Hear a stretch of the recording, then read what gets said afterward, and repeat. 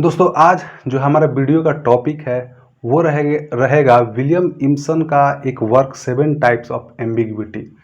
तो दोस्तों ये जो वर्ड है एम्बिग्विटी, इसका मतलब होता है अस्पष्टता। मतलब कि जो चीज़ क्लियर ना हो, अस्पष्ट हो, अनक्लियर हो। ठीक है। तो दोस्तों ये जो वर्क है 7 टाइप्स ऑफ एम्बिग्विटी, ये एक बुक का नाम भी है, यानी कि ये तो लिखा ही है विलियम इम्सन ने, और साथ ही साथ ये कंसेप्ट भी है। ठीक है। एक ये कंसेप्ट के साथ साथ एक बुक भी है। तो जब आप बुक पढ़ोगे 7 टाइप्स ऑफ एम्बिग्विटी, तो उसमें जो आपको पढ़ने के लिए मिलेगा वो यही 7 आपको एम्बिग्विटी मिलेगी, यानी कि अस्पष्टता, जो अनक्लियर होता है। ठीक है। तो जब उन्होंने ये बुक लिखा तो उसमें उन्होंने ये बताया कि दुनिया में जितने भी वर्ड्स हैं, जितने भी फ्रेज हैं, उनका अलग अलग मीनिंग होता है। फॉर एग्जाम्पल, जैसे कि मान लीजिए कि एक वर्ड है लव। तो लव जो वर्ड है, आप इसको एज अ नाउन यूज कर सकते हो, और इसको आप वर्ब के रूप में यूज कर सकते हो, इसको आप एडवर्ब के रूप में भी यूज कर सकते हो। तो वर्ड तो एक है ना, जो लव है वो सिर्फ एक है। और आपने क्या किया कि थोड़ा सा इसका फॉर्म चेंज किया, और फॉर्म चेंज करने के बाद इसके अलग अलग मीनिंग मिलने लगे। तो यही बात उन्होंने इस वर्क में भी बताया है। ठीक है। तो दोस्तों इनमें इन्होंने बात तो की है 7 प्रकार की, लेकिन उसमें से 4 जो सबसे ज़्यादा इंपॉर्टेंट है, हम लोग उसके बारे में देखेंगे। तो जो पहला सबसे ज़्यादा इंपॉर्टेंट एम्बिग्विटी है वो है मेटाफर। तो अब मेटाफर किसको हम लोग बोलते हैं? तो जब पोएट है एक, ठीक है, एक पोएट जो है, जब वो दो अनरिलेटेड चीज को एक साथ जोड़ता है, तो उसको हम लोग मेटाफर बोलते हैं। जैसे कि एक जेम्स जॉयस की लाइन है, वो है history is nightmare from which I am trying to awake. ठीक है। History is nightmare from which I am trying to awake. तो जेम्स जॉयस बेसिकली ये बता रहे हैं कि इतिहास जो है वो एक ऐसा नाइटमेयर है, डरावना चीज है, जिससे मैं अपने आप को समृद्ध बनाता हूँ, यानी कि अपने आप को अपडेट करता हूँ। तो अब क्वेश्चन ये है कि या तो हिस्ट्री अच्छी हो सकती है, जाहिर सी बात है कि हिस्ट्री अच्छी होती है तभी हम उससे चीज सीखते हैं। तो जब हिस्ट्री जो है वो अच्छी चीज है, तो वो भयानक कैसे हो सकती है? ठीक है। तो पहला एम्बिग्विटी मेटाफर है। तो जो सेकंड एम्बिग्विटी है, उसको हम लोग बोलते हैं एंटीथेसिस। ठीक है। अब एंटीथेसिस का मतलब क्या होता है कि जब आप दो कंट्रास्टिंग सब्जेक्ट को एक साथ लाते हो, हम्म, जब आप दो कंट्रास्टिंग चीज को एक साथ लाओगे, तो हम लोग उसको बोलते हैं एंटीथेसिस। जैसे कि इसका सबसे बेस्ट एग्जांपल है कि जो हेमलेट है, जिसको लिखा है विलियम शेक्सपियर ने। तो होता क्या है कि जो हेमलेट होता है, और जब वो चाचा को मारना चाहता है, यानी कि जब वो अपने चाचा को मारना चाहता है, तो उसका चाचा, एक वक्त होता है जब उसका चाचा जो होता है क्लॉडियस, वो प्रेयर कर रहा होता है। तो उस वक्त हेमलेट का इरादा बन चुका होता है कि मैं इसको मार दूंगा, अब तो कुछ भी हो जाए मैं इसको मारूंगा। लेकिन जब वो अपने चाचा क्लॉडियस को देखता है कि वो प्रेयर कर रहा है, तो वो एक सोच में पड़ जाता है, वो एक दुविधा में पड़ जाता है कि मैं इसको मारूं या ना मारूं, मतलब टू बी और नॉट टू बी।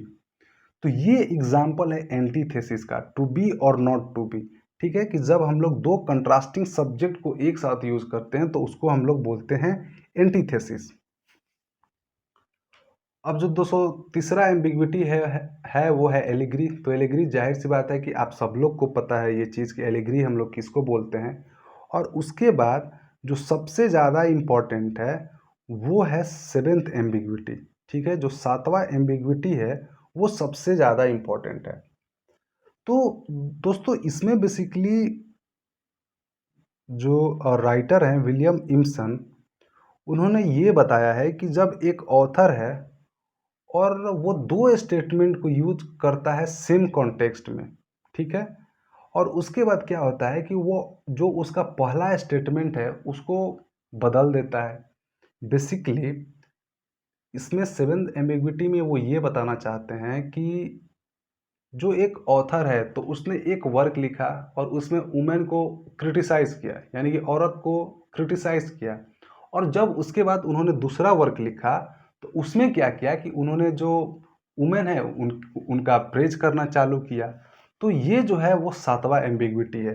दोस्तों इसका नाम तो इस वर्क में नहीं दिया हुआ है, लेकिन जॉफ्री चौसर जो कि एक बहुत ही रिनाउंड राइटर थे, और तो उन्होंने एक वर्क लिखा था ट्रायलस एंड क्रिसेड। ठीक है, तो ट्रायलस एंड क्रिसेड में उन्होंने क्या किया है कि जो क्रिसेड जो लेडीज थी, औरत थी, उसका जमकर उसको बुरा भला बोला, क्योंकि वो पहले तो ट्रायलस से प्यार करती थी और उसके बाद क्या हुआ कि कुछ समय बाद जब वो जंग पे गया तो क्रिसेड जो थी उसको एक दूसरे नाइट से प्यार हो जाता है। ठीक है, तो उन्होंने क्रिटिसाइज किया। तब उसके बाद हुआ क्या कि जो क्वीन एलिस्ट्रेट थी, जो कि गॉड ऑफ लव, ग्रीक में गॉड ऑफ लव को हम लोग क्वीन एलिस्ट्रेट बोलते हैं, तो उन्होंने चौसर से बोला कि भाई देखो ऐसा है कि आपने एक वर्क में तो क्रिटिसाइज कर दिया वुमेन को, तो अब वुमेन के बारे में भी कुछ लिखिए। तो चौसर ने एक वर्क लिखा है जिसका नाम है गुड वुमेन, और गुड वुमेन में उन्होंने वुमेन को प्रेस किया है। ठीक है, तो अब ये चीज़ देखिए, पहला जो वर्क लिखा उन्होंने ट्रायलस एंड क्रिसेड, उसमें क्या किया कि उन्होंने औरत को, यानी कि जो वुमेन होती हैं उनको क्रिटिसाइज किया। और उसके बाद उन्होंने अगला वर्क लिखा जिसका नाम है लीजेंड ऑफ गुड वुमेन।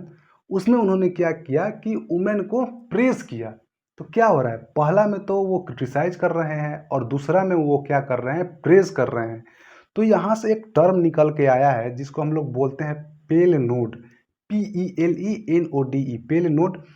तो इसका मतलब ये होता है कि जब पोएट जो है अपना प्रीवियस आइडिया को रिवर्स करता है, और वही बात इसमें भी बोला गया है कि when an author makes two statement in same context and both the statement are opposite it shows the division in author mind.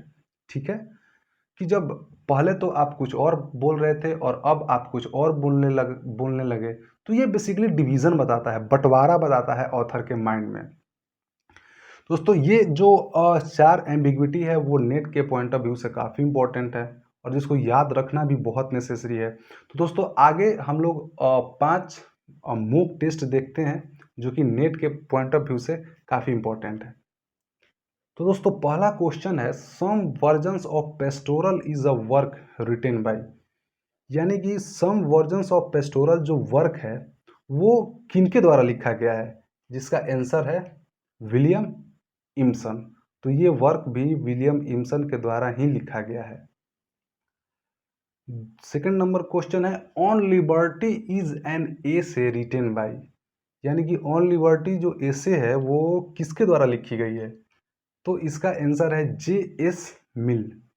ठीक है, अगला क्वेश्चन है, the phrase collective unconsciousness is linked with, तो ये जो फ्रेज है collective unconsciousness, ये किसके साथ लिंक है, जिसका आंसर है कार्ल जंग।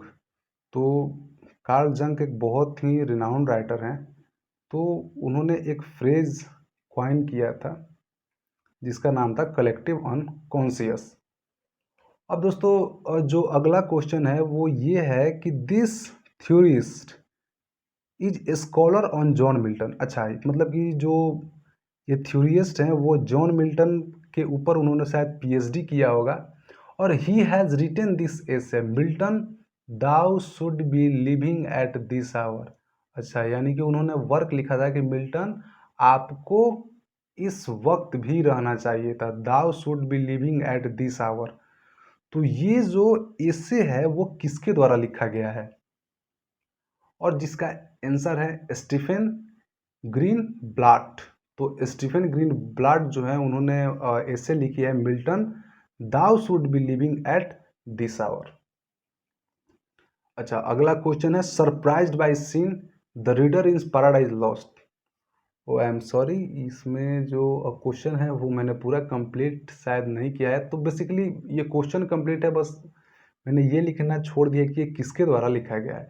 तो surprised by sin the reader in Paradise lost, ये जो वर्क है वो किसके द्वारा लिखा गया है, जिसका आंसर है स्टीफन ग्रीन ब्लाट। तो ये जो वर्क है वो भी स्टीफन ग्रीन ब्लाट के द्वारा ही लिखा गया है।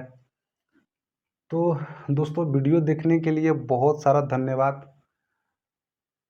और हमारी वीडियो यहीं पर ख़त्म होती है।